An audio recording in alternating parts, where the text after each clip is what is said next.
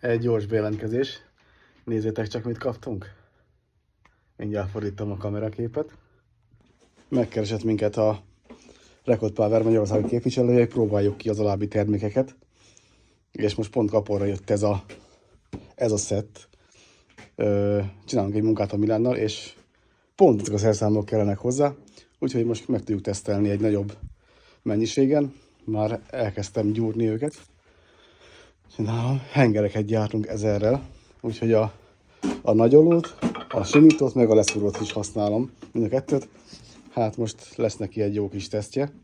Ami még jó ebből, ami feltűnt, hogy kaptok hozzá egy izét is, vagy van benne csomagban egy forgócsúcs, meg egy menesztő tüske is. Tök jó. Na, majd jelentkezek még a fejleményekkel. Lesznek itt jó cuccok, úgy látom.